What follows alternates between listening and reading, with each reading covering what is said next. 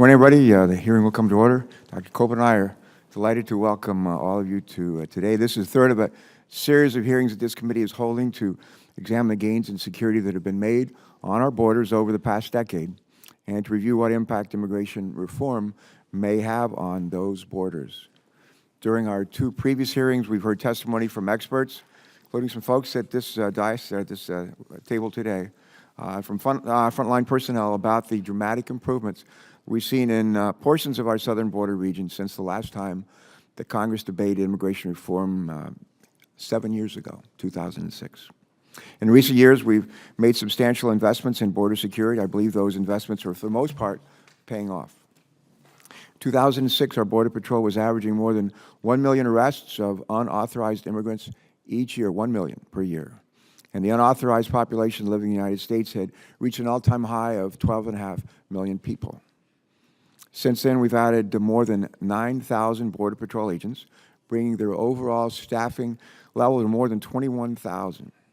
We've also constructed some 600 miles of new fencing and deployed sophisticated cameras, sensors, and radars across a good part of the border, our border with Mexico. In part because of these investments, apprehensions of individuals attempting to cross our borders illegally are at a 40-year low, and the unauthorized population in our country has actually decreased by about 1 million people. Despite all these developments, we are still facing challenges. All too often, however, these challenges have deep roots in our own domestic policies and socioeconomic conditions of our neighbors. One of our witnesses noted that we look to the border to solve problems that don't originate there. I could not agree more. We need to focus on the underlying causes of illegal immigration and drug smuggling. The expert and frontline witnesses at our hearings earlier this year were all in agreement that passing immigration reform would make our borders more secure. It will do so by addressing several of the root causes of illegal immigration, providing workers and employers with legal avenues to fill the jobs that our economy needs to thrive, and allowing our border officials to focus their efforts on criminals rather than on economic migrants. I believe that the bill we are examining today represents a significant step toward achieving that goal. It will increase our security even as it provides a fair, practical, and a tough path to citizenship for many, but not all, of the millions of people living in the shadows today. I want to commend 8 of our colleagues, especially Senator John McCain, a member of our committee, who have worked tirelessly and I think fearlessly to craft the bill that, on which we're saying grace today. And I look forward to debating that bill on the Senate floor later this spring. The goal of today's hearing is to review the bill's border security provisions, which are in this committee's jurisdiction. We have before us an excellent panel of witnesses from frontline agencies. We've asked the witnesses to give us their assessment of the bill, to tell us how they would implement the border provisions, and to let us know what they believe that we may need to add or to change to that bill. There's an old Chinese proverb, some of you heard me say this before. It goes like something like this: tell me I'll forget, show me I may remember, involve me and I will understand. That's why I've tried to visit as much of the border region as I can. 3 years ago, I visited the California border. Many of you have too. And over the past 3 months, I've been privileged to go down to the border in Arizona with Senator McCain, Representative Michael McCall, who chairs the House Committee on Homeland Security, and with Janet Napolitano, our Secretary of DHS. Been up to on the Canadian border with Senator Carl Levin. We've been over to Texas just in the last week, checking out some of the area in the eastern portions of that country. We got a lot of people coming across the border that are not from Mexico. They're coming from places other than Mexico, as you know. But I personally witnessed the challenges that our brave men and women working on the front lines face every day. Some of you have too. The terrain, we witnessed the terrain they're dealing with that varies widely along the border region, from the dense urban landscape of the border near San Diego to the desolate and rugged desert of the mountains of Arizona, to the lush vegetation and winding links of the Rio Grande Valley in Texas. We're some places along the border where actually on the Rio Grande, we actually looked to the north was Mexico, and you look to the south was Texas. A pretty amazing realization, and lush, almost hard to penetrate vegetation along much of that river. Based on what I've seen, I believe there is no one-size-that-fits-all solution for securing our border. The high-tech radars that work so well in Arizona today will not penetrate much of the dense foliage along the Rio Grande in Texas that I saw last week. The drones that the CBP flies work great in some areas, but can barely fly in others when the winds exceed 15 knots, which is often. Achieving the goal of persistent surveillance set by the bill we're examining today, then, will be challenging and costly. However, it is not impossible. There are, for example, a number of common-sense steps that we can take to get better results along our borders. One of them should be identifying and deploying what I call force multipliers that are appropriate for the different sectors along our border. In some parts of the border, these may be advanced radar systems on drones.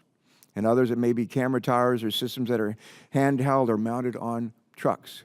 We need to systematically identify the best technologies with your help and those of your colleagues so that we'll make our frontline agents more effective and provide them with help that they need to be more successful in a cost-effective way.